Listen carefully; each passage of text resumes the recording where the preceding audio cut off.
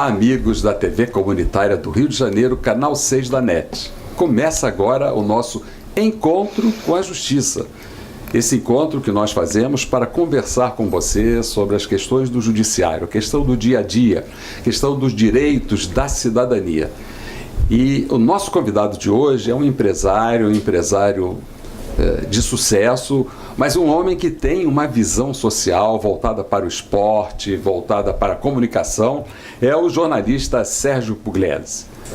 O jornalista Sérgio Pugliese, que hoje nos honra com a sua presença, e teremos como debatedores a advogada Flávia Frois, advogada representante, vice-presidente da ANACRIM. A ANACRIM é a Associação Nacional dos Advogados Criminalistas.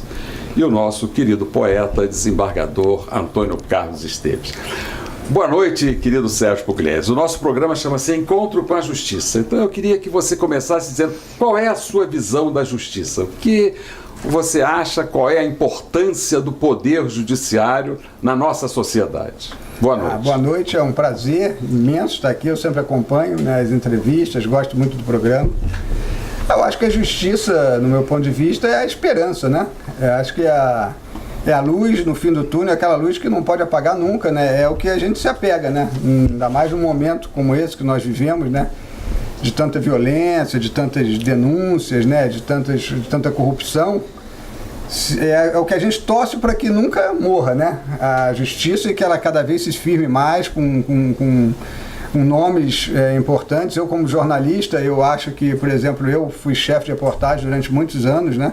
E eu sempre incentivava, né, os jornalistas a se formarem também em direito, a estudarem direito, porque eu acho que o direito é obrigação de todos, né, entender, acompanhar, e o jornalista mais do que nunca, porque quando ele vai entrevistar um advogado, né, o advogado está aqui, é uma segurança que se tem quando percebe que o jornalista entende do que ele está falando, porque às vezes tem muitos termos técnicos, né, e às vezes aquilo não entra muito na cabeça, né. Eu acho que essa parte, né, do direito, que eu como jornalista acho que às vezes poderia ser mais simplificado, né, falado de uma forma mais simples para que as pessoas entendam, né, porque a justiça está no dia a dia hoje de todo mundo, né, então todo mundo precisa entender do que se é falado, né? Antigamente, todo brasileiro sabia escalar a seleção brasileira. Hoje, as pessoas escalam melhor a seleção dos ministros do STF. Né? Todo mundo conhece os nossos ministros. Isso é bom, que populariza a justiça, mas é importante que nós tenhamos encontros como esse para esclarecer dúvidas dos ouvintes. Já que nós estamos falando de justiça, vamos começar com os seus projetos. Você tem um projeto que está produzindo a biografia de um dos maiores advogados criminalistas do Rio de Janeiro, que é o Dr. Clóvis Sayone. Como é que é esse projeto? Isso foi muito interessante, porque eu fiz eu depois que saí do Globo, né, eu fui para uma agência de comunicação, e lá a gente atende diversos tipos de clientes, né, e eu fiquei muito amigo do dono da Reserva, da Grife Reserva, né, e ele me chamou para escrever o livro das 10 anos da empresa dele. A família do Clóvis Sayone leu o livro, que é um livro de empreendedorismo, né, histórias que ele faz para melhorar o Brasil, e eles queriam alguma coisa naquele modelo, né, como um documento mesmo para gravar, para ficar guardado sobre a história do Clóvis Sayone. Pô, e para mim foi um orgulho tremendo. Eu, como trabalhei em jornal anos, quantas e quantas matérias eu já tinha feito com ele, né? E aí hoje a gente tem feito isso, a gente tem gravado 2 vezes por semana, depoimentos lembrando os grandes casos, né, desde o Balgarten, né, até Dorinha Duval, né? E aí a gente está trazendo para agora esses casos, ele está relembrando isso tudo, né? Mas, Pugliese, a pesquisa sobre esses dados, como é que foi feita? Como é que você coletou esses dados a respeito da atuação profissional do Clóvis Sayone? A gente tem ido muito ao Museu da Justiça, né? A gente pegou vários processos que nem ele mais lembrava, muita coisa ele achava que tinha se perdido, tinha incendiado, e a gente está descobrindo histórias sensacionais, né? E ele, como criminalista, né, a gente está trazendo esses casos para a atualidade, porque ele conseguiu absolver uma prostituta que matou um delegado dentro de um restaurante, porque ele menosprezou ela, falou: como é que você está aqui no mesmo lugar que eu? E ele, em legítima defesa da honra, né, ele usou esse argumento e conseguiu absolvê-la numa época que o machismo era 10 mil vezes maior, né? E ele pegou vários casos assim de assassinatos de marido, mulheres matando os maridos, né? E a gente está trazendo porque essa é uma discussão muito atual do empoderamento da mulher, né? Essa coisa do machismo, do feminismo, tem sido fascinante, né? Entrar na história dele. Antecipando o livro, o que é que você conta com respeito a isso? Quais foram os casos que mais impressionaram ao jornalista Pugliese? Eu acho sem dúvida nenhuma do Baumgarten, né? Porque é um caso que ele é um comunista que estava um dia assistindo uma televisão em casa, um programa, e apareceu o Newton Cruz no cavalo, empurrando a manifestação para o outro lado.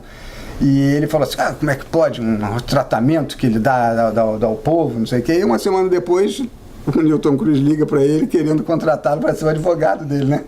E ele pensou, todo mundo tem direito à defesa, né? E ele, como comunista, ficou do lado do Newton Cruz, fez um trabalho espetacular, conseguiu absolvê-lo e fez o Newton Cruz chorar. O general chorou no tribunal quando foi absolvido, né? Então é uma história que para mim me trouxe muito essa curiosidade de entender, né, essa coisa do todo mundo tem direito à defesa. Certo. Isso. Agora, até puxando um gancho nisso que você está dizendo, esse trabalho que vem sendo feito com relação ao trabalho do nosso magnífico Clóvis Sayane, grande criminalista, a perspectiva que você tem hoje, depois de conhecer os bastidores do trabalho, da atuação do advogado criminalista, você acha que a sociedade ainda precisa mudar a sua visão em relação ao advogado criminalista, que é tido como vilão? Eu acho que precisa muito, né? Porque é exatamente isso, né? Parece que o advogado criminalista é um oportunista, né? Que está ali naquela hora para tomar o dinheiro da pessoa, vão aproveitar aquele momento de fragilidade E é totalmente um engano isso, né? Eu vejo isso muito porque eu sou jornalista hoje numa agência e trabalho na área de gestão de crise, né? Administração de crise. E é naquele momento, quando o cliente te procura, muita gente fala assim, então vamos nos aproveitar agora para cobrar o que for, né? Ele está frágil. E a gente não funciona assim, exatamente, a gente trabalha muito em parceria com advogados, com criminalistas, né? O Nélio Machado, vários advogados, e que a gente consegue fazer um preço justo como advogado também. Eu vejo vários casos e não tem nada mais gratificante do que a pessoa, né, ser absolvida. Às vezes ela está sendo acusada injustamente, como a gente já viu vários. Você não acha também que existe muito a confusão da figura da defesa do criminoso com a defesa do crime? Porque, na verdade, a defesa, o advogado defende a pessoa, né? Mas o grande público tem sempre a ideia de que você é defensor da atividade criminosa. E hoje, porque tá essa coisa do denuncismo, né? Tudo para as pessoas, para o povo, todo mundo está errado, né? Todo mundo é ladrão. E aí eu acho que fica um pouco confuso isso, né? Se aparece por exemplo, o Newton Cruz, na época, com um advogado ao lado, as pessoas acham que ele pensa exatamente igual a ele, e não. O relato que ele fez foi exatamente esse. O desabafo, a conversa que os dois tinham, né? O que ele conseguiu extrair, né? É louco isso, mas ele consegue extrair a poesia, o bem que aquela pessoa tem, até do maior assassino, ele conversando, ele consegue, né? Mostrar, ele se convence primeiro, de que, olha, ele tem direito à defesa, ele fez isso por amor, de repente. E se fez por amor, como faz? É diferente, não é diferente? Eu acho que isso que a gente vai tentar mostrar nesse livro, entendeu? Eu fiz uma pergunta para ele, que é uma pergunta de uma curiosidade, por exemplo, no caso da Dorinha Duval, por exemplo, né? Ele absolveu, e às vezes não é nem absolver, mas reduzir a pena, né? Uma pena que você acha que vai ser muito longa, bom criminalista, ele consegue reduzir. E aí a gente pergunta, e se você fosse o advogado do outro lado, né? Será que ela seria absolvida, né?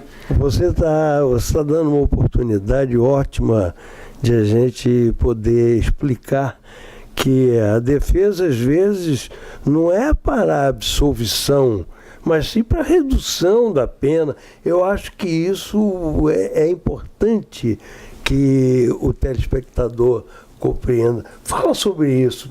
E você disse algo aí que ficou aqui na minha cabeça. Hoje, está muito moderno, fala assim, gestão de risco. Não é? Você tem esse problema na sua atividade? Não, a gente tem, em todas as atividades tem isso, né? São duas perguntas, hein, Pugliese? Você não pode fugir. Primeiro, o limite que o advogado tem da defesa, e segundo, a gestão de risco. Isso é realmente uma curiosidade que eu tenho, porque eu não sei se alguns advogados funcionam assim, né? Lá, por exemplo, no meu caso, de uma gestão de crise, até onde vai, né? Eu já neguei muitos clientes, né? Agora com Lava Jato, muitos procuraram, né? Tem clientes que eu acho que eu não quero defender, entendeu? Por mais que ele mereça ou que ele tenha esse direito de defesa como tem, eu não quero. Às vezes eu tenho a história de você ficar com a imagem associada ao seu cliente, né? Um determinado, por exemplo, vamos pegar um caso de justiça que aconteceu do Nardoni, né? Que o garoto foi acusado de jogar o filho pela janela. Como é que você faz? O advogado vai pegar um caso desse, né? Porque ele vai ter um advogado, né? De qualquer jeito. O assessor vai ter eles também vão ter uma assessoria, mas às vezes eu fico pensando, eu quero pegar isso, eu quero defender essa pessoa, né? Por mais que ele tenha direito, eu graças a Deus, eu posso negar algumas coisas, porque eu não quero defender o que eu não acredito, né? E aí, às vezes, tem casos que a gente, quando eu pego, porque eu estou acreditando, porque uma pessoa fala assim, Sérgio, eu fui envolvido nesse esquema do Lava Jato, mas eu não participei. Eu quero tirar o meu nome de lá, eu quero dar eu quero que meu nome, que meu espaço na mídia seja aproveitado. E aí, às vezes, a gente consegue isso, né? A gente consegue escutar o que ele está dizendo, chamar os jornalistas e fazer com que aquela história seja revertida, né? Sérgio, você falou aí, deu uma palhinha, e eu queria aproveitar essa palhinha que você deu sobre o Museu da Justiça. E queria aproveitar para informar o nosso telespectador e convidar para visitar o Museu da Justiça, que fica aqui na Rua Dom Manuel, aqui pertinho da gente. Venha visitar, tem muitas coisas importantes sobre a história da justiça, sobre a história do judiciário. Existem, inclusive, artistas que encenam as figuras importantes da justiça, como Rui Barbosa, como a Deusa Temes. Então, foi bom você falar, mas eu queria aproveitar essa dica também para você falar do Museu da Pelada, que é uma ideia sua. Como é que você criou o Museu da Pelada e qual é a ideia, qual é a concepção da existência desse museu, Museu da Pelada? O Museu da Justiça, nós fomos lá e ficamos encantados com o atendimento, com tudo que tem lá, né? Nem o próprio Clóvis Sayuni imaginava que todos esses processos antigos ainda fossem estar lá, né? Eu acho que eu sempre tive uma queda, né, por essa história da memória, né? Sempre gostei muito da memória.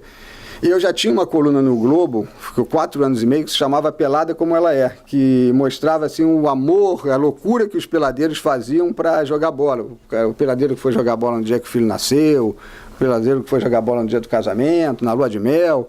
E aí, depois de 4 anos e meio, eu pedi para sair do Globo com a coluna, porque eu queria montar essa página, né, Museu da Pelada, e foi em cima logo depois, 2 semanas depois do 7-1. E aí eu resolvi acrescentar um detalhe, que era onde estão os grandes jogadores de futebol, né? Nosso futebol não é esse do 7-1. E aí foi quando eu aproveitei que a revista Placar não estava tão bem, o Lance também não estava tão bem. E aí eu resolvi fazer como se fosse uma revista eletrônica, né? Um museu virtual. Fui atrás do Paulo César Caju, que era um grande ídolo meu. Aí encontramos ele, e aí, só que a gente não quis fazer uma simples matéria, né? A gente levava ele para um estúdio, fazia fotos lindas com ele, vídeos lindos com ele. E a partir disso fui atrás de outros. Afonsinho, Ney Conceição, Leandro do Flamengo, Adílio, Uri Geller. E aí a gente foi nessas entrevistas, que já era é como se a gente trouxesse esses jogadores para volta, né, para campo novamente. Eu fui ficando muito amigo deles e fui vendo que muitos estavam ou com problemas psicológicos, ou problemas de alcoolismo, depressão, financeiros, problemas até simples, não tinham dinheiro para fazer um tratamento dentário. E aí a gente começou a ver, poxa, qual é a função do museu? Vai ser somente entrevistá-los, né? E aí o primeiro caso desse foi o Leandro do Flamengo, que quando eu fui na pousada dele, ele tinha um acervo muito legal, mas eu pedi para ele, Leandro, você podia trazer uma foto para ilustrar a sua matéria?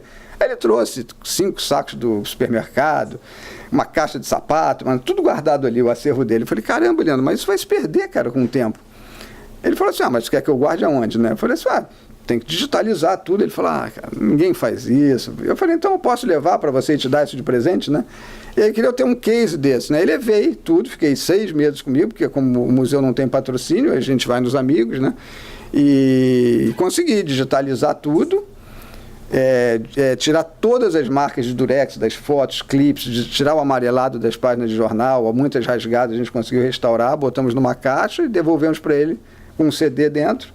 E ele ficou muito emocionado, aí botou a camisa do museu, e aí a partir desse vídeo que saiu, muitos outros jogadores, famílias de jogadores, alguns que já morreram, pediram, poxa, Sérgio, nos ajuda a salvar isso. Só que é caro, é um processo que eu preciso pagar o restaurador, e aí eu vou em amigos hoje. O último que eu peguei tem uns 2 meses, do Orlando Pingo de Ouro, que foi o segundo maior artilheiro da história do Fluminense. Foi um pedido da família, de quando eu cheguei no apartamento dele, estava tudo, né? Tudo estragando, tudo jogado, e aí eu levei tudo em 3 bolsas e consegui com um grupo de tricolores, né, empresários, que eles bancassem essa restauração, né? Esse acervo, ele está à disposição do público, e com que endereço ele é Museu da Pelada, é só entrar no Museu da Pelada, é o site Museu da Pelada. E o público tem acesso a ele? Tem acesso a todas as entrevistas, esse acervo, são mais de 200 vídeos que a gente tem já entrevistando esses jogadores, né? E também, a partir dessas entrevistas, a gente viu que muitos ex-jogadores são professores de escolinhas hoje, né? Eu ia perguntar justamente isso. O Museu da Pelada também tem um trabalho social muito importante nas comunidades. Eu queria que você falasse disso também. Isso, porque quando a gente vai entrevistar os ex-jogadores, alguns estão dando aula em escolinha. E quando a gente vai ver as escolinhas, eles não têm uniforme, bola murcha, não tem absolutamente nada. E a gente falou assim, mas como é que vocês dão? A gente não consegue, tem que ficar doando, né? Eu falei, mais uma vez eu pensei, qual é a função do museu? Aí comecei a vender as camisas do Museu da Pelada, que como eu vou em todos os vídeos com ela, faço as entrevistas e isso roda por todo lugar, muita gente pede, quero uma camisa, quanto é que custa? Eu dava, né, normalmente. E aí eu comecei a vender. E com o dinheiro da venda das camisas, eu compro bola, colete, cone, rede, e chuteira. Como é que você faz a distribuição? Porque são muitas escolinhas. É verdade, são muitas escolinhas. Aí a gente tem que ir escolhendo as que vão chegando primeiro. A gente pergunta quantos alunos, né? Já fomos na Favela Kelson, distribuímos lá 200 coletes, bola, chuteira, cone, rede. E agora vamos fazer a escola do Paulinho Pereira, né, do Vasco, que tem ali no Leblon, eles têm ali na Cruzada, São Sebastião. Já temos mais de o Moreno do América, pediu ajuda, né, e a gente vai fazendo o que a gente consegue. Essa pergunta da advogada foi importantíssima, porque é a parte educativa do esporte, né? E por falar nisso, Garrincha. Você trabalhou, porque já havia livros sobre o Garrincha quando você começou o seu projeto. Mas há fatos sobre o Garrincha que nem sempre as pessoas sabem e às vezes nem nos livros nós nos encontramos. Você tem alguma coisa a falar sobre o Garrincha? Não, o Garrincha, porque ele era peladeiro. Ele era peladeiro. O Búfalo Gil, né, tem uma frase que a gente usa, tem até camisa com isso, que tem tudo a ver com a gente, que ele fala, da pelada viestes, a pelada voltarás, né? Porque não tem nenhum craque que não tenha começado em pelada, né? E aí o Garrincha, a gente teve lá, é um outro caso que a gente ficou estarrecido, né? Como ele tem lá um acervo, né? Tem um museuzinho lá em Pau Grande, que era para ser um grande ponto turístico, né? Era aquele típico lugar que todo mundo que chegasse falasse, quero conhecer esse acervo do Garrincha, esse espaço, mas tu vai lá, não tem nenhum atrativo, não tem placas, não tem nenhum trabalho turístico em volta disso, que poderia ter com vários outros jogadores, com vários memoriais, né, que tem. A gente vai conhecendo essa cidade interior, vê memorial de tal jogador, mas ninguém sabe que está lá. Sérgio, é muito bacana esse seu comprometimento com o esporte, com o futebol, sobretudo. e esse link que você faz com as ações sociais. O que é o futebol social? Como é que você administra na sua empresa esse futebol social? Você está indo às comunidades, está estimulando os meninos?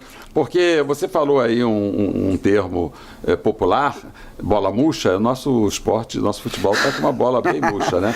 E você tem condições de ajudar a encher essa bola aí justamente na base, né? De onde o futebol veio, onde o futebol nasceu e de onde vieram os nossos maiores craques. Eu acho que é isso. Eu acho que o bola murcha principalmente depois do 7-1, e o que a gente tenta fazer é levar a educação junto disso tudo, esse futebol social, né? A gente conheceu já várias escolinhas, São João da Barra com Canídia, que ele tem um projeto boletim legal, que os alunos todos, tem muitos que fazem isso, né? Só entram para a escolinha, só vão se tiverem boas notas, né? E a gente tem conhecido muitos projetos assim, e a gente, como faz? A gente vira parceiro dessas escolinhas, ajudando com material, e a gente está agora com um projeto que a gente vai levar nos clubes, porque nos incomoda muito essa história do jogador falar errado. O jogador vai para frente de uma câmera de televisão com os patrocinadores todos estampados atrás, com a camisa do clube, e fala errado, né? Fala muito errado, e o clube não se importa com isso, né? Como se fosse natural você falar errado, né? E aí a gente está com um projeto para levar, que é de educação a partir dos sub-15 dos clubes, né? A gente já conversou até com 2, 3 professores de português, e a gente está com um projeto fechado para já levar nesses clubes, que eles sejam obrigados, né, a fazer durante determinado horário lá do treinamento, parar para estudar, uma pergunta delicada, porque para o dirigente, para o chamado cartola, quanto mais ignorante o atleta for, melhor. Isso é verdade? Eu acho que é um absurdo que eles não se preocupem com isso. Outro dia eu fiquei sabendo que um jogador que fez o gol do título do Inter, né, quando foi campeão mundial, é analfabeto. Como é que pode um jogador chegar a essa altura do campeonato sem saber assinar um contrato? Ele sabe assinar só o nome dele, e ninguém do clube, nenhum diretor ter parado para falar assim, vem cá, essa não é a nossa função, né?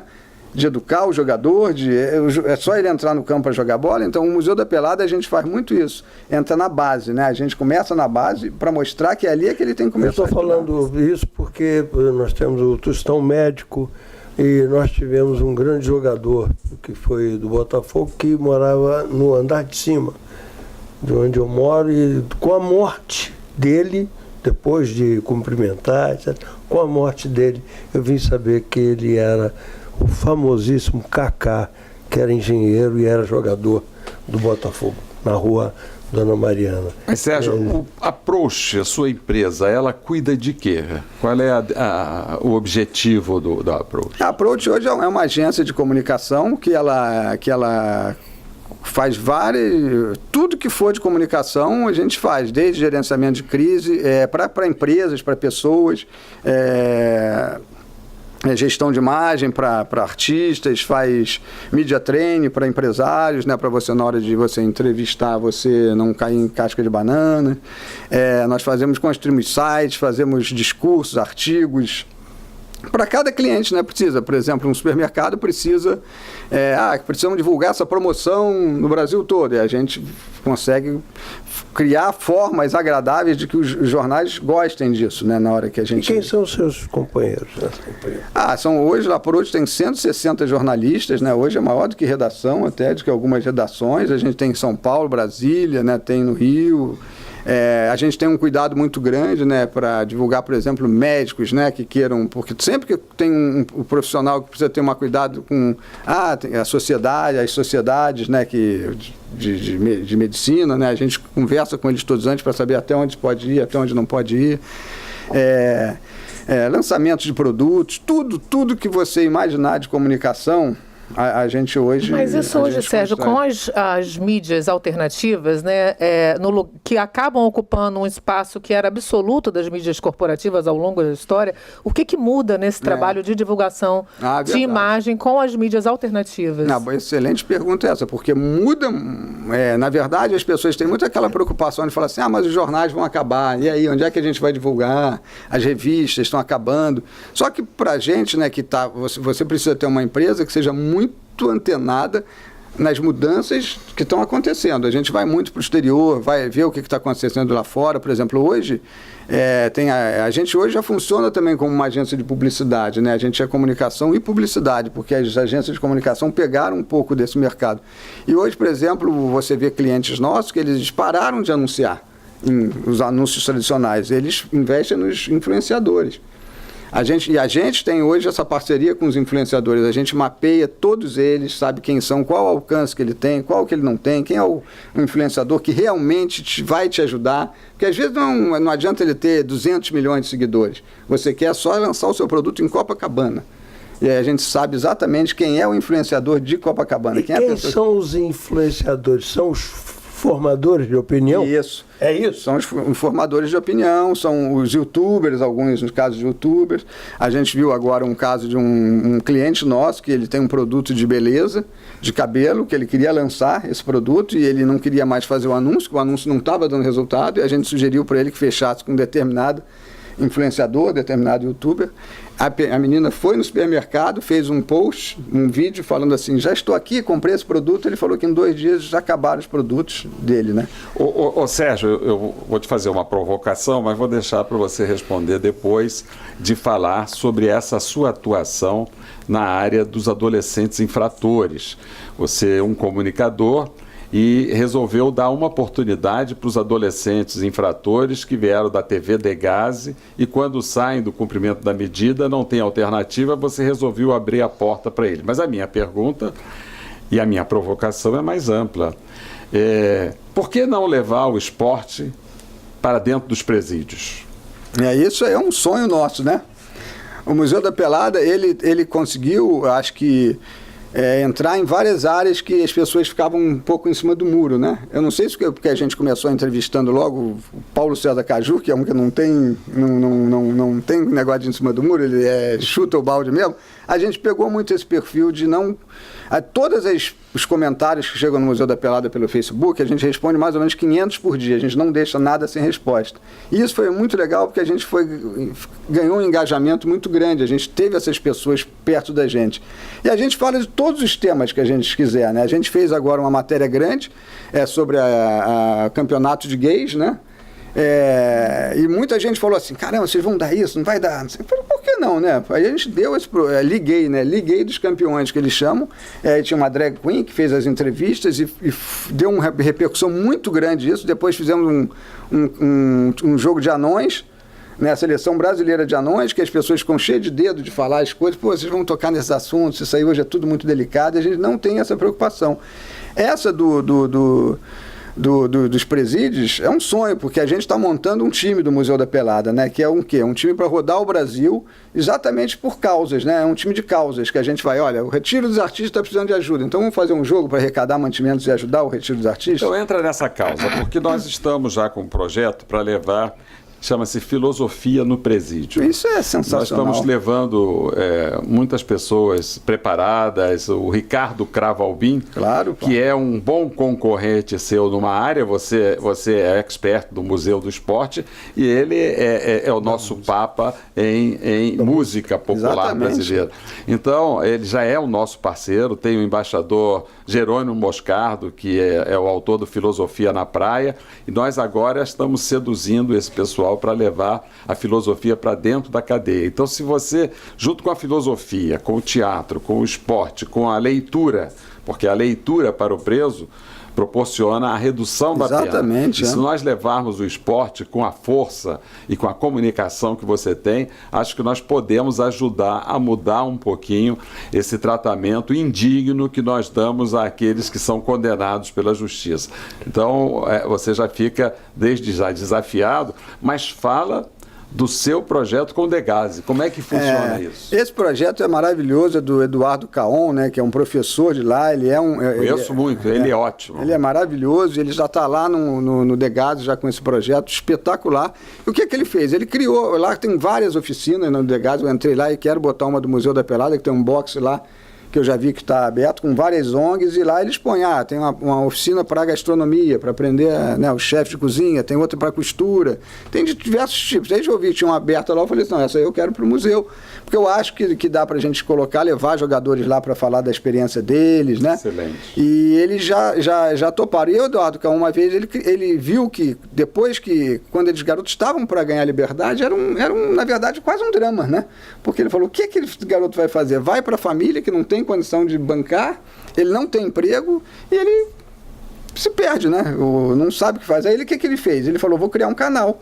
E criou um canal chamado Na Pista, que é ajudado pela Defensoria, que já tem essa verba, e ele tinha outros que estavam patrocinando, que é uma ideia genial, porque aí os garotos que saem de lá já vão trabalhar nesse canal, entendeu? E esses garotos estão entrevistando todo mundo, artistas.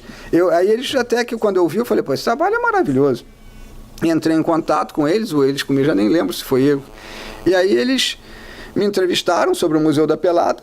Daí eu fiquei encantado com eles e prometi a eles, falei assim, eu quero ser parceiro de vocês, porque assim que os seus amigos também, vocês não tiverem como alocar, né, eu quero botar no Museu da Pelada, vamos ampliar essa equipe, né, porque como lá na Approach a gente tem muitos empresários, né, ligados a muitos empresários, muitas empresas, eu acho que a gente vai ter chance de ajudá-los, né, a crescer e a se manter, porque só do fato de eles se manterem, eles já vão ter espaço para colocar esses garotos, né? Além do jornalismo, Pugliese, você tem outro tipo de profissional atuando com você? Médico, advogado, engenheiro, alguma coisa assim? Na Approach, você fala? Na Approach a gente atende de ver a todos os segmentos, né? Todos os segmentos que você imagine. Mas quando se precisa de uma informação técnica... A gente, claro, a gente tem os consultores, né? Que a gente sempre procura para não até para montar uma estratégia. A Flávia, com certeza, não precisa de melhorar a imagem, porque ela já está perfeita. Mas vamos lá. Que apareça um Ronaldinho Gaúcho, ou um craque como o Adriano. Como é que vocês atuam para melhorar a imagem dessas pessoas que muitas vezes são perseguidas, são marcadas, são estereotipadas pela mídia ou por um segmento da sociedade? Como é que vocês atuam para melhorar essas imagens? O Adriano... Não vai levar para o Dr. Bumbum. Mas o Dr. Bumbum é um caso desses que ele vai precisar de uma assessoria, entendeu? E aí é um caso que você olha e fala assim, mas será que foi um caso só que ele teve? A gente tem que avaliar tudo, mas, por exemplo, num caso do Adriano Imperador, eu adoraria cuidar da imagem dele agora, né? Sim. Porque é um desafio. E é um desafio, por que eu não poderia fazer ele? Porque ele bebe, né? Porque ele... Qual o problema, né? É um homem bom, hein? É um homem bom. Já tive em contato com ele para programas com crianças. Claro que ele faz um trabalho extraordinário que eu conheço lá na Vila Cruzeiro. Conheço o Adriano. Ele tem um trabalho extraordinário, social. É uma pessoa incrível, mas existe sempre aquele preconceito, porque era um menino de favela que nasceu... E não quis sair. E cresceu com meninos que tiveram outro destino na comunidade, como tantos meninos, né, do nosso país, e ele não tinha que deixar de ser amigo, criminalizou-se a amizade, né? Exatamente. Eu acho que a imagem dele precisa de um resgate. Eu adoro fazer esse tipo de trabalho. Eu fiz 8 anos com a imagem da Regina Casé, porque a Regina Casé é uma pessoa maravilhosa, mas ela tem uma resistência da imprensa, porque ela é muito difícil, ela é uma pessoa que dá a opinião dela. Tem uma personalidade forte. Personalidade forte, aí às vezes o jornalista não aceita. Eu fiz 2 anos Rodrigo Santoro, quando ele estava numa fase que ele foi fazer filme internacional, As Panteras. Sérgio, até um desafio mesmo. Você acha que as mídias corporativas têm esse papel perverso de destruir imagens? Não, tem de tudo, por isso que eu falei, né? Eu acho que tem profissionais de todos os tipos, né? É mais fácil resgatar ou destruir uma imagem? Destruir, né? Se você pegar o jornal, você vai ver que o jornal é 80% na matéria negativa, no RJTV, tu tem vontade de chorar, né? Porque você olha para... Esse o Rio que eu vivo, claro que tem a violência, mas não é possível, você vai aqui na Travessa Travessa do Ouvidor, tu vê aquilo cheio, as pessoas bebendo. Nunca vi uma matéria sobre esses lugares. É uma outra coisa que eu também já estou com esse projeto de fazer uma resgate da imagem do Rio. Do Rio. Imagina. É uma continuidade do Museu da Pelada, porque a gente fazer, porque a gente já está no futebol, eu já estou entrevistando, já estou fazendo a música junto, que eu faço muitas resenhas musicais, junto com o PC Caju com o Evandro Mesquita, o Adílio com o Oswaldo Montenegro, e agora estamos botando os botecos juntos, né? Para mostrar que os botecos também têm que ser lembrados, né? Porque são os pontos, né, de encontro do carioca. E aí você não vê absolutamente nada disso. É ali uma agenda rápida que eles põem e mais nada. Então, eu acho que o resgate dessas pessoas, acho que todas dão para fazer, e eu acho que tem uma coisa assim, por exemplo, que você tem que tirar, às vezes, da sua cabeça, quando eu fui procurar na época, o cantor Belo, né? Ele foi preso, ele cumpriu o que ele tinha que cumprir, né? Isso que às vezes as pessoas não entendem, né? Ele cumpriu, então ele está livre. Entendeu? Então, por que a Globo? A Globo botou ele no fim de ano, né? Achei maravilhoso isso, quando ela botou ele no programa. E muita gente, mas eu vi que muita gente falou, como é que a Globo dá espaço para um bandido desse? Entendeu? É a mentalidade da pessoa que precisa, às vezes, ser mudada, né? Nesse ambiente, Sérgio, que nós estamos vivendo agora de Brasil, um Brasil dividido, um Brasil do ódio, um Brasil da perseguição, fica mais difícil você produzir o seu trabalho de resgate da imagem das pessoas, de valorização daquilo que as pessoas têm de bom. Todos nós temos coisas ruins e coisas boas, mas as pessoas preferem enfatizar o ódio, o rancor, o divisionismo. É mais difícil você trabalhar esse resgate da imagem das pessoas nesse ambiente? Em especial, o ódio ao pobre. É mais difícil, né? É bem mais difícil, porque hoje você tem as redes sociais que aquilo se alastra de uma velocidade, você faz um comentário que já vira um absurdo, como se você tivesse xingado alguém, né? E não é. A gente faz um trabalho muito grande há anos, né? Há mais de 10 anos com o Roberto Medina, né? E ele faz essa história ele está trabalhando com o calendário do Rio de Janeiro, né? E o calendário do Rio de Janeiro, a gente está vendo, a gente tem ajudado ele, e a gente vê como é difícil você conseguir espaços na mídia, a não ser que quando ele vai, ele fala, eu vou lá, porque eu mesmo vou pedir, porque se não for assim, é muito difícil você conseguir que as pessoas falem assim, vamos falar bem da cidade, porque também entra, às vezes, aquela coisa da briga política, às vezes o jornal não se dá bem com o administrador, não se dá bem com o prefeito, não se dá bem com o governador, e quem paga é a cidade, porque ele fala assim, não vamos falar bem para não levantar a bola do determinado político. Agora, como é que Sérgio, fica, né? uma dúvida que fica, puxando um gancho aí no que você falou, que há muitas notícias falsas na internet, né? Hoje apelidou-se de fake news, né? De que maneira esse trabalho que a Approach faz pode ajudar também a reverter, e qual é a melhor forma de se reverter essas produções falsas que infelizmente se alastram nas redes? Então, mas é por isso que eu acho que agora, com essas mídias sociais, que quem vai sobreviver?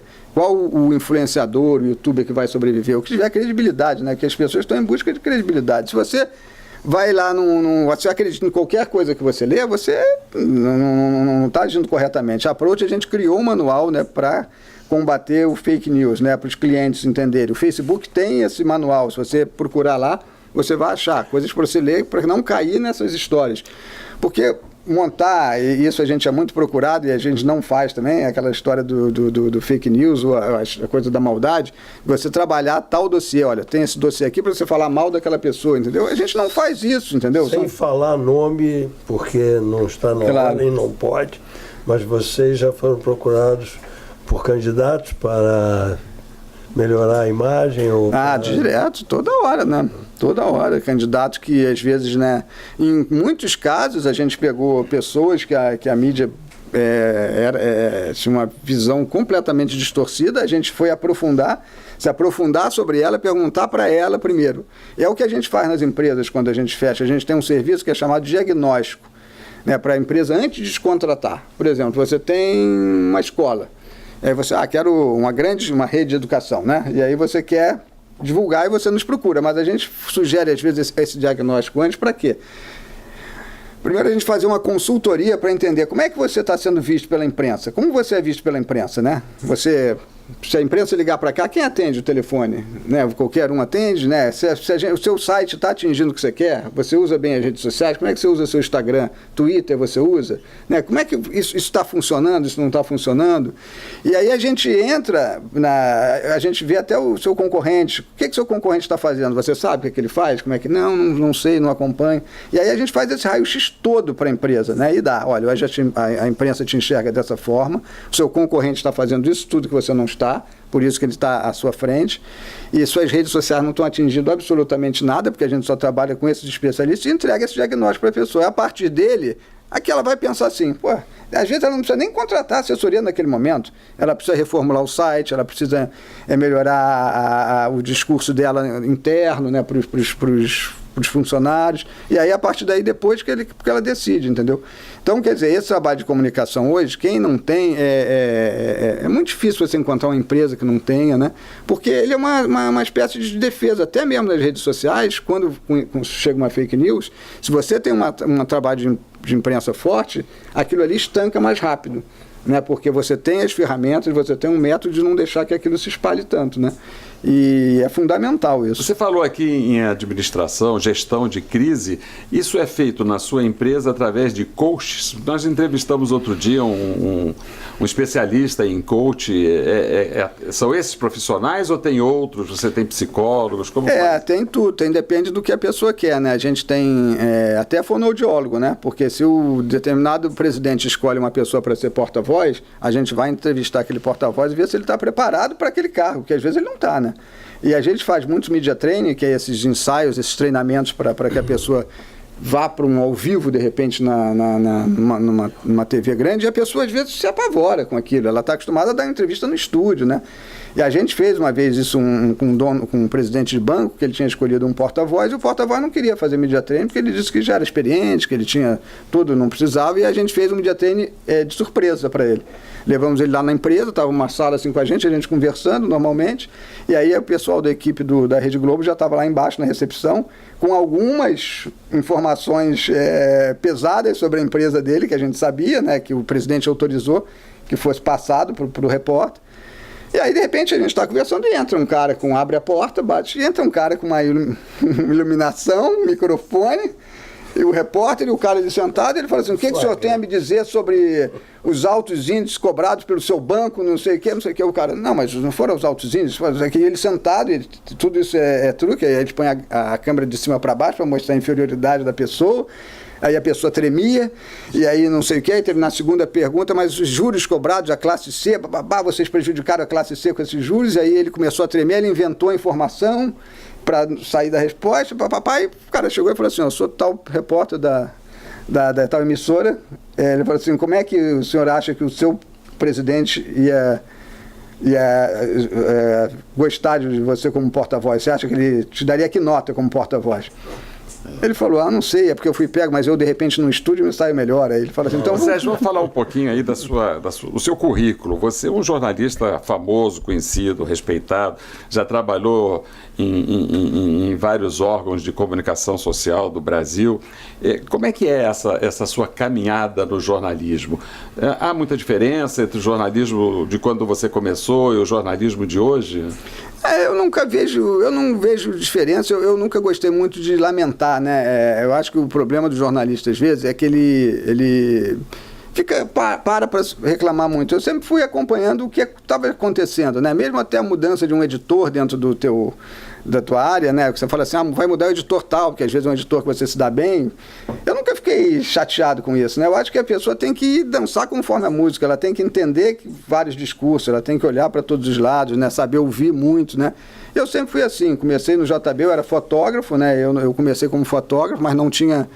Eu tinha 2 estúdios já, quando eu estudava, mas não tinha vaga como fotógrafo. Eu comecei como jornalista, no estagiário, lá no JB, onde eu fiquei 6 anos, depois fui para o Dia, voltei, fiquei mais 6 anos, ganhei 2 prêmios Extras no JB,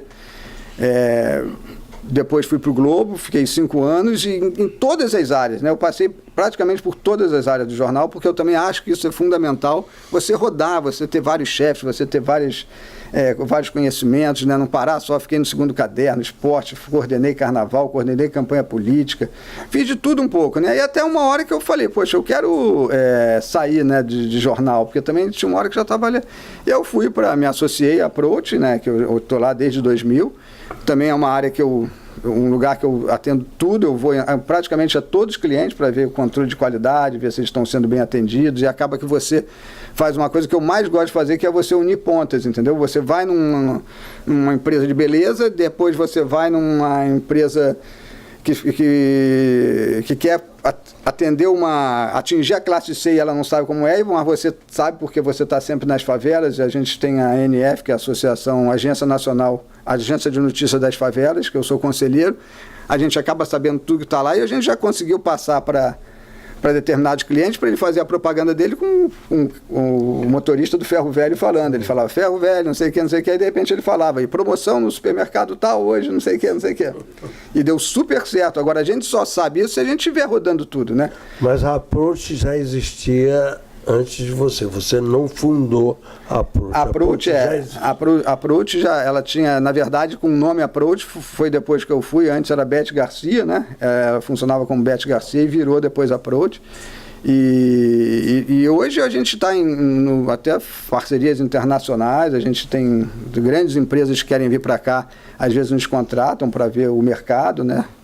No outro dia, não vou dizer a emissora nem a pessoa, impedido pela ética, mas um determinado repórter confessou uma situação pessoal e no meio da confissão ele chorou, ele se emocionou e chorou porque ele estava conseguindo vencer um determinado vício.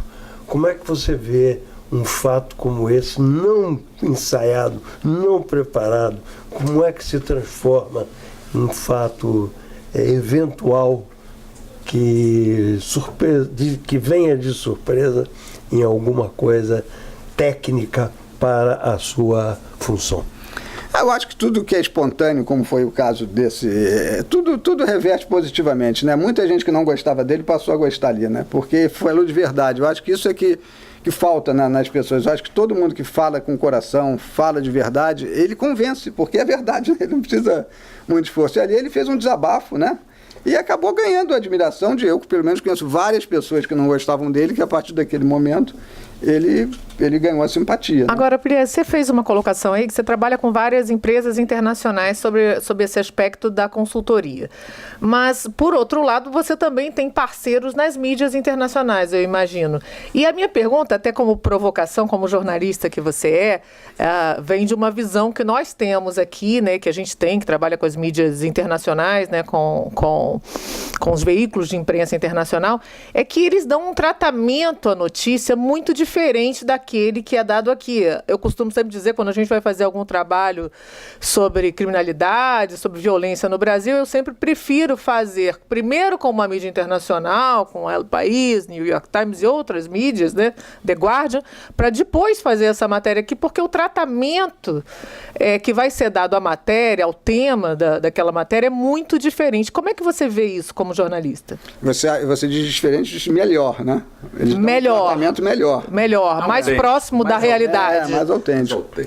Não, acontece isso mesmo, né? Tanto que lá na Approach, dependendo do assunto, nós fazemos coletivas separadas, né? Sim. Hoje a gente já faz isso, né? Com os influenciadores. Pô, a gente faz, é louco isso, mas a gente faz jantar de relacionamento com os clientes, a gente faz com os jornalistas tradicionais, né? Que a gente chama de tradicionais, mídia tradicional, os repórteres, né, revistas, a gente faz um com os influenciadores, né, os youtubers, e a gente faz um com as agências internacionais. Você acha que quando a matéria primeiro é publicada lá fora, quando ela vem para ser repetida aqui, né, até pelas agências internacionais de notícias, já conhecidas agências de notícias, que copiam a matéria aqui, ela vem com um tratamento diferente? Você também tem essa visão? Elas são manipuladas? Não, manipuladas eu acho que não, mas elas, quando saem lá fora, né, acho que a mídia aqui que já gosta, já tem uma atração pelas notícias negativas, porque tem, né, é o que vende mais jornal mesmo, né? Isso parece que eles têm eles estão... Deu no New York Times, entendeu? Não, mas quando ela vem positiva, ela já vem com um filtro melhor, né? Quando ela vem de fora. A visão que a gente tem é que quando uma determinada matéria sai no El País, por exemplo, num tom mais crítico, que aqui, de repente, numa mídia local, numa mídia corporativa local, ia vir com aquela ideologia do medo, da demonização, do pobre, do favelado, quando ela vem de fora para dentro, ela já vem republicada aqui pelas mídias locais com esse filtro social mais suave. Em alguns casos, porque tem de tudo um pouco, né? Tem de tudo um pouco, né? Acho que tem alguns casos que sim, outros que não. Não dá pra gente generalizar, realmente não dá, mas eu entendo exatamente... Mas eles demonizam muito menos, né? Há um processo de demonização menor. Muito menos. Às vezes eles falam muito melhor da cidade que nós mesmos. Sim, né? sim. Sérgio, nós estamos quase encerrando o nosso programa, mas só para não ficar com uma ideia errada de alguns telespectadores nossos, você trabalha a imagem de pessoas. Uma vez eu ouvi uma história do Dicró, nosso querido Dicró. Ele foi candidato a um cargo eletivo e foi pedir o voto da mãe dele. E a mãe dele respondeu: eu que te conheço, você acha que eu vou votar em você? Eu queria perguntar o seguinte: o trabalhar a imagem, que você é especialista, você transforma o feio em bonito, o mal em bom, o corrupto em honesto? Isso é uma maquiagem ou você não chega a esse tipo de exagero? Só para o nosso telespectador entender melhor o seu trabalho. Não, exatamente. Isso aí é porque ele falou, a história da pessoa que chorou, é o que a gente mais gosta. Pelo menos cada um trabalha de uma forma. Isso aí são estratégias como estratégias de marketing, cada um... A minha estratégia é que você seja verdadeiro, né? Por exemplo, eu vou dar um exemplo, posso falar o nome dele, não tem problema, Rodrigo Santoro. Quando a Globo me procurou para fazer a imagem dele, é porque ela sabia que ele ia explodir, né? E qual era o problema dele? Ele se irritava com os paparazzi na porta dele, ele se irritava com aquilo. E a Globo já tinha exemplo de 2 ou 3 que iriam explodir e começaram a aparecer em matérias negativas, atores que iam explodir e se envolveram em brigas, se envolveram em confusões, e aí entra em outras páginas, aí começa a entrar nas páginas policiais. E eles tinham medo disso acontecer com o Rodrigo. Então o que a gente fala para ele? Eu sentei com ele e falei: Rodrigo, você tem que ser você mesmo, entendeu? Você não pode querer, você é um cara violento, naturalmente, né? É uma coisa de muito amigo, né? Você tem que virar amigo, como o cliente tem que falar a verdade para você, né, para o advogado. Ele não pode mentir para o advogado, senão na hora da defesa ele pode se esculhambar. E o Rodrigo entendeu isso. Aí o que eu fiz? Né? Isso é uma estratégia, eu posso falar aqui, porque já aconteceu. O que te irrita? Os paparazzi. O que eu fiz? Fiz uma reunião dele com os paparazzi, que eu conhecia, né? Alguns a gente acaba conhecendo, marquei com ele. Poxa, ele falou: Sérgio, mas ele tem que entender que esse é o nosso trabalho, a gente precisa mostrar a foto deles. O Chico Buarque, para fugir disso, o que ele faz? Ele usa a mesma roupa todo dia na caminhada, né? Aí os paparazzi já não sabem que dia quando vamos publicar. Ele está sempre com a mesma roupa. Aí o Rodrigo, eu expliquei isso para ele. E ele topou encontrar com ele. Uma boa estratégia do Chico. Né? Porque aí na hora que o editor vai botar essa foto, é de quando? E não sei, está com a mesma roupa, né? Então... E aí o Rodrigo Santoro topou, encontrou os paparazzi, a gente conversou com eles, ele falou: Rodrigo, a gente só precisa de uma foto sua, cara. E aí ele resolveu bater esse papo. E aí ficou amigo dos paparazzi, né? E aí uma coisa que aconteceu depois é porque o Rodrigo estava com uma situação que ele não queria que soubesse, uma namorada, uma coisa assim, que ele até falou isso com ele: porque tem coisas que eu não quero que saiba. Ele falou: mas isso é notícia, Rodrigo. E aí o paparazzi uma vez me mandou uma foto brincando, né? Que viu o Rodrigo numa festa à noite, falou assim: manda para ele, diz que eu não vou publicar não, porque eu gostei dele, né? Então, quer dizer, essa história, ele foi um cara bacana com os jornalistas, sabe? Essa relação de parceria, de amizade entre um e outro, claro que ele não vai, se ele visse o Rodrigo Santoro fazer uma bobagem, ele iria publicar.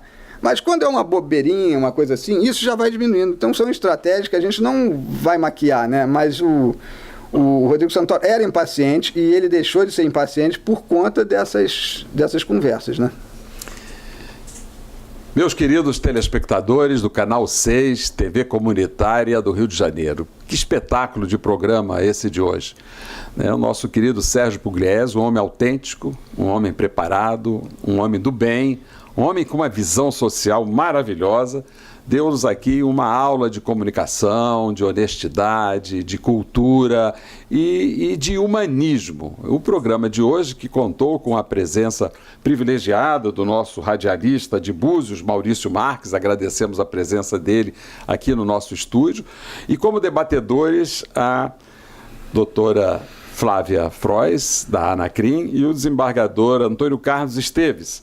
Nosso programa teve a direção de Celso Goulart, as imagens de Rafael Neves e a produção de Paulo Marinho e Tayana Alcântara. Até a próxima quinta-feira, até o próximo Encontro com a Justiça.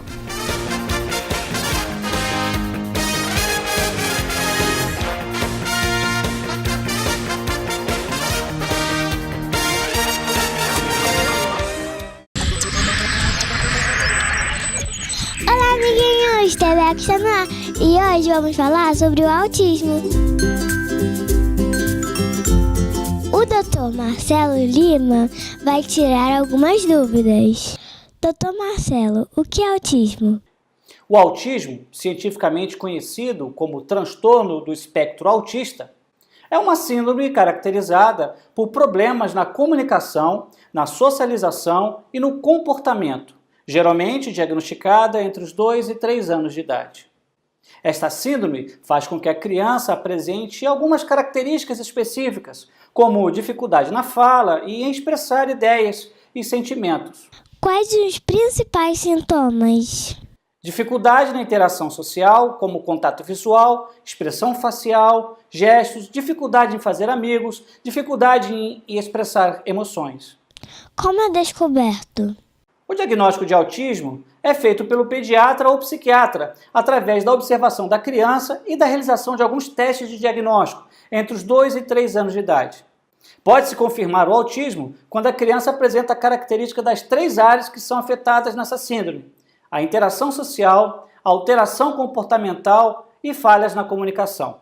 Qual o tratamento adequado? O tratamento vai depender do tipo de autismo que a criança possui e do seu grau de comprometimento, mas pode ser feito com o uso de medicamentos prescritos pelo médico, sessões de fonoaudiologia para melhorar a fala e a questão da comunicação, através da terapia comportamental para facilitar as atividades diárias, terapia de grupo para melhorar a socialização da criança. Estou aqui com a Luana. Ela é mãe do Davi, que tem 5 anos. Quando você percebeu que o Davi era autista?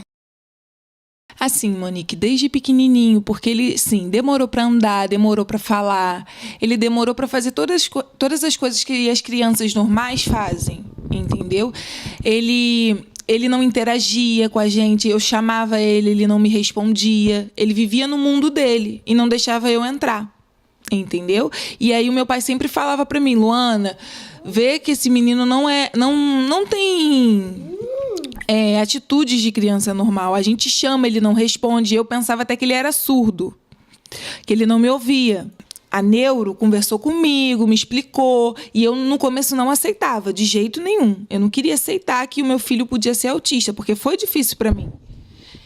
E aí eu fui na consulta, ela começou a conversar comigo, eu fiz psicólogo junto com ele. Aí ela foi e me explicou várias coisas sobre o autismo. E aí ele começou o tratamento na BBR, ele tinha 2 anos. Aí da BBR ele foi para o neuro de homeopatia e agora ele também está no neuro comum também. Faz psicólogo e fono. Qual o conselho que você dá para as mães que demoram a aceitar que o filho é autista? Mães, é muito importante que enquanto antes vocês descobrirem e aceitarem isso, essa condição da criança, vocês corram atrás do tratamento, porque isso vai ajudar ele no futuro, porque ele pode ter uma vida normal como qualquer outra criança. E a família também tem que participar, tem que trazer a criança para o nosso mundo, não deixar eles ficarem só no mundo deles. Dar carinho, dar amor, dar atenção, porque isso é importante. E assim, enquanto antes de começar o tratamento, é melhor para a criança poder ter um futuro normal, como qualquer outra criança, poder se desenvolver como qualquer outra criança. Enquanto mais a gente renegar a condição deles é prejudicial a eles, porque vai demorar para fazer o tratamento, vai demorar para ele se desenvolver. Enquanto isso, ele vai viver no mundo dele. Não vai participar, não vai demonstrar carinho, afeto, porque o Davi, no começo, não demonstrava nada disso. Ele não dizia que me amava, nada disso. Ao contrário, até me agredia. Hoje em dia, ele diz que ama, faz carinho, dá beijo, diz que está feliz. Isso tudo é muito importante para a criança. Então, enquanto antes a mãe e o pai, a família aceitar, é melhor. O Davi está estudando? Estou estudando na escola. Qual é o nome da sua professora? Tia Nádia. Obrigada, Luana. Monique, eu que agradeço por você estar me dando essa oportunidade de falar sobre o autismo, porque é muito importante isso. É um assunto esquecido, mas que também é muito importante.